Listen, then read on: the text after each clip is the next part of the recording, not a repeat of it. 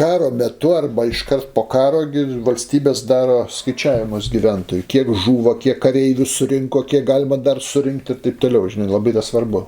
Sociologinius tyrimus darė daug valstybių. Įprastai 100 mergaičių gimsta apie 105 berniukus. Tokia natūrali statistika yra pasaulyje. Visada taip yra.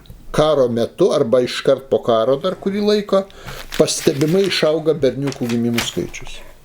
Kas tai reguliuoja?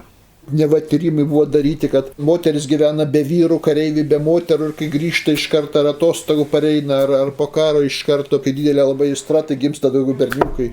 Žodžiu, visokios achinės teko girdėti, pažiūrėti. Bet jeigu realiai pasižiūrėsim, tai tikslingas principas, protingas principas. Kažkoks protas reguliuoja visuomenės populiaciją. Nesvarbu, ar tai mechanizmas kažkoks protingas įdėtas. Ar tai bus tiesioginis įsikišimas Dievo, kurį, pavyzdžiui, religija vadina apvaizda. Kad visuomenės populiacija nežlugtų, neįsigimtų visuomenė, pavyzdžiui, pareguliuoja. Staiga, trūksta vyrų, dabar gims daugiau. Šitas darytas ir Jungtinių Amerikos valstijų, ir per pirmą ir per antrą pasaulinį karą, ir per pirmą, per antrą, ir Didžioji Britanija, ir Vokietija, ir per pirmą, per antrą, ir Rusija darius yra, važiuoju. Net ne viena valstybė pirmą ir antrą pasaulinį karą metu jau pastebėtas tas efektas. Kažkas sprendžia, kad neatsirastų visuomenė didelė lyčių disproporcija.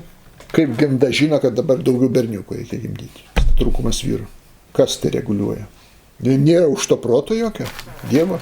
Jeigu evoliucija yra tik aklas atsitiktinumas, kova dėl būvio ar natūralioji atranka, tai niekaip iščios negalėtų taip operatyviai sureaguoti į socialinės katastrofas.